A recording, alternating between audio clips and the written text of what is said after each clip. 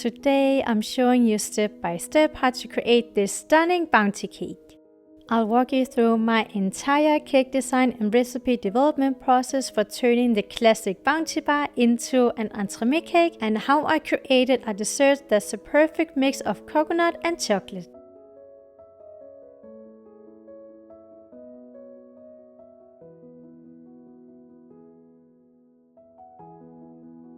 My name is Louise and I'm a self-taught cake artist and recipe developer. In this video, I'm going to show you how to create the most delicious bounty cake. I'm a huge bounty fan, so I thought it would be a fun project to convert the classic snack into a cake. The final result is the most amazing chocolate coconut cake, which basically is one big piece of bounty. It has several layers with both chocolate and coconut, of course, fudgy, creamy, crispy and airy layers, and of course a bounty-inspired cake design.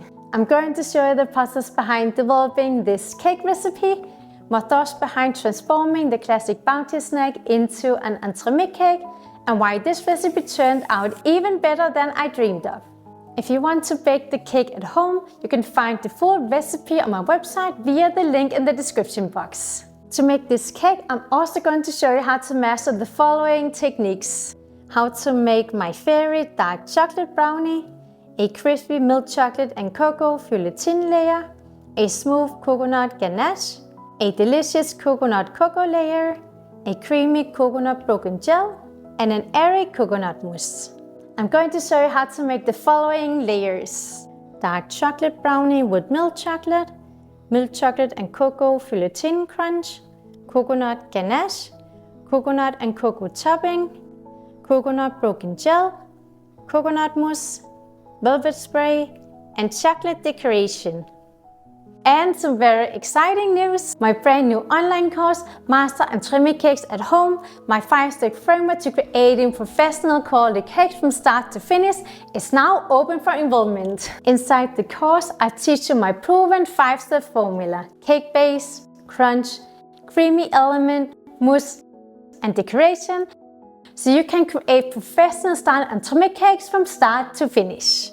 The course also covers the science of baking and recipe development, giving you everything you need to know to start creating your own cakes at home. And if you join during launch week, you'll get access to exclusive bonuses, including a live mirror glazing class and a live group coaching session with me. Enrollment is now open, but spots are limited, so don't wait to join us. Okay, let's get started.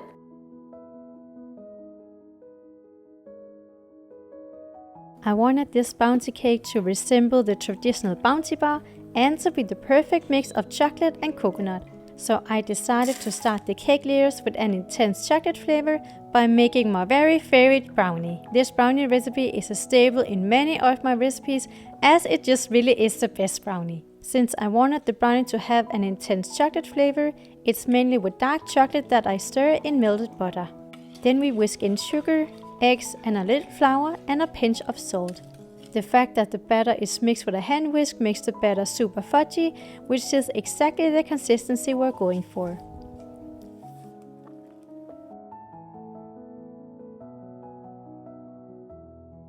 I lastly add in some chopped milk chocolate to lift the bitter chocolate flavor just a bit, and pour the batter in a pastry ring and bake it for 20 to 23 minutes at 180 degrees. Then it needs to cool off completely before I put it in a pastry ring.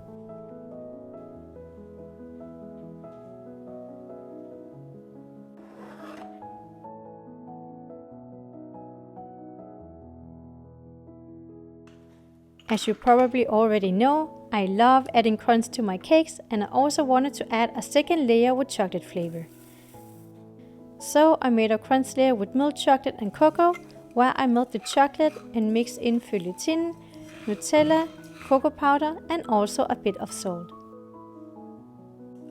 I then spread the crunch on top of the cooled brownie, level the layer and put the cake back in the freezer where it needs to set before we can add the next layer.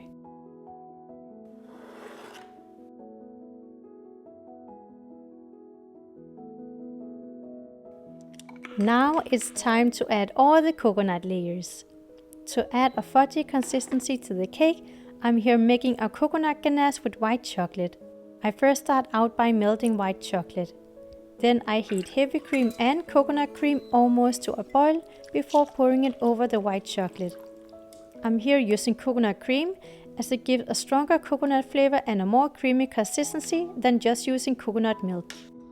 I hand blend the ganache to get it fully creamy and pour it over the set crunch layer before putting the cake back in the freezer.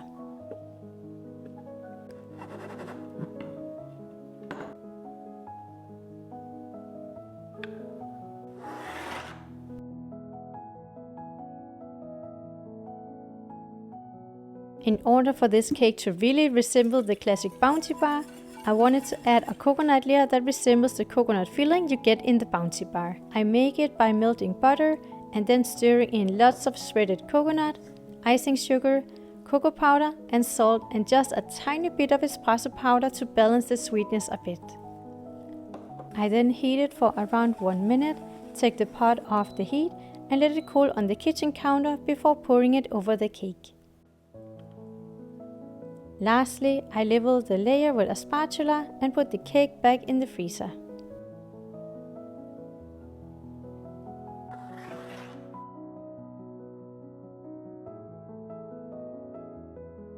One of my favorite ways of adding a pure fruit flavor that also brings a creamy texture is a broken gel, because we need to have some prominent coconut layers to balance the strong chocolate flavor we have from the brownie and also the crunch. I make the broken gel by heating coconut milk and coconut aroma for an even more intense coconut flavor, sugar and also agar-agar for around 1 minute before pouring it in a container and putting it in the fridge for around 2 hours.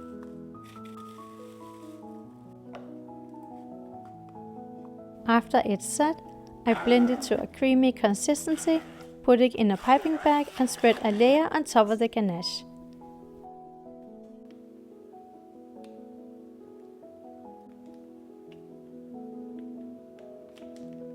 Then I put the cake back in the freezer where it needs to set fully overnight.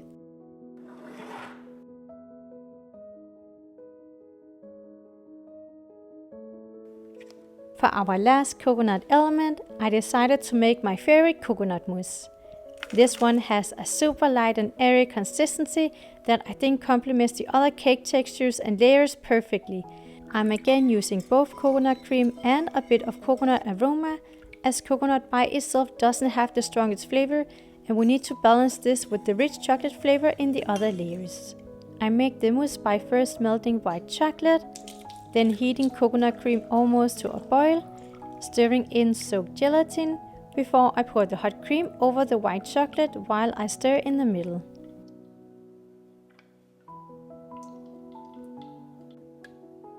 While the mixture cools to lukewarm, I'm whipping heavy cream to a lightly whipped foam and gently fold it into the coconut white chocolate mixture. I add the whipped cream over 2 to 3 times to ensure that they are mixed properly. Before the mousse is done, I season with coconut aroma to get a well-balanced coconut flavor. I pour the mousse in a silicone mold with acetate baking sheet and gently press the frozen cake down in the mousse with the broken gel facing downwards, while I level the bottom of the cake with a palette knife. Then the cake needs to freeze completely overnight.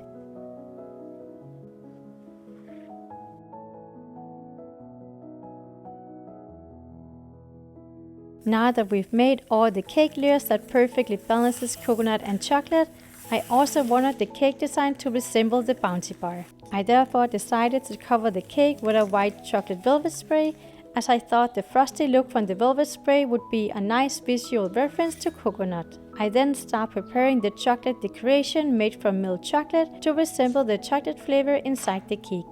The decoration here consists of 2 chocolate ribbons and also a chocolate plate that will go on top of the cake. To decorate the chocolate plate with a drizzle pattern, I put melted chocolate in a small plastic bag, cut a tiny hole in the bottom, and with a steady, consistent movement, drizzle the chocolate over the plate. Before the chocolate drizzle sets, I decorate it with shimmer pearls and white flowers. To elevate the chocolate plate from the cake top, I place a few crisp pearls on top before placing the chocolate plate.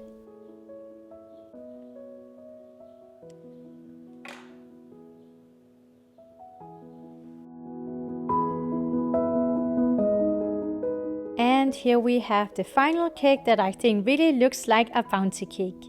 I love the contrasting colors of white and brown that represents the coconut and chocolate flavors inside, and how minimalistic and elegant this cake design turned out.